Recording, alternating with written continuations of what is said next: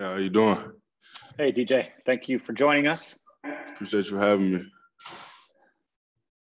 All right. We will begin with Mike Topper. Go ahead, Mike.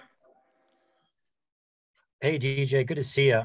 Last week it was evident you were more involved in the offense, getting some more touches. How do you feel? And I think how do you feel this offense is progressing with you becoming more and more a part of it?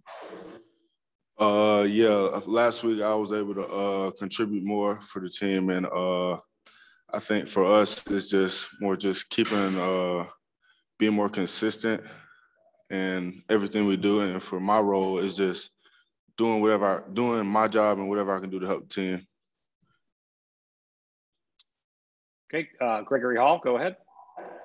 DJ, how would you describe yourself as a rusher overall and specifically in this offense? Like you talk about your job, what do you view that as?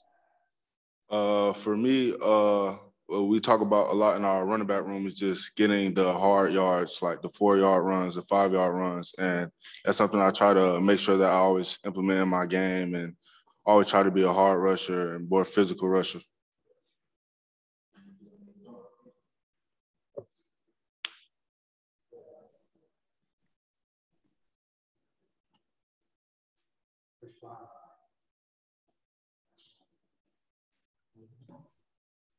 All right.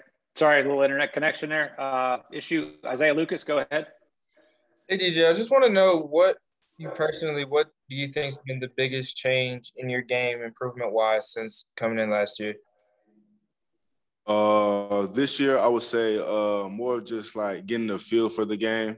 Now that I'm playing a little bit more, I can see like the speed of the game is a little bit faster, but at the end of the day, it's still football. So I'm just getting used to that and then just knowing my job and just putting everything together. And then how much of an aid has Ty Chandler been for you? Ty has been great. He's in his 5th year, so he's done everything in college football, and I've learned a lot from Ty since the day he got here. And Ty, he's a great back for us, and he shows a lot of the veteran abilities that we may not have, well, that we only have coming from British Brooks in the room. All right, thank you. Hey, Mike Topper, go ahead.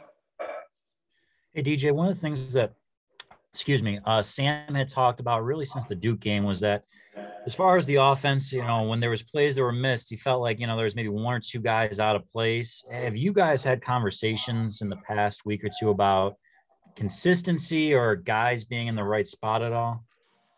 Yeah, that's really been our focus as an offense as a whole, is just being more consistent, because as everybody can see that we have the potential to be very explosive, but we're just not consistent with it, and we don't really show it throughout the whole entire game. That's something that we've been pushing to do as a whole offense and as a team.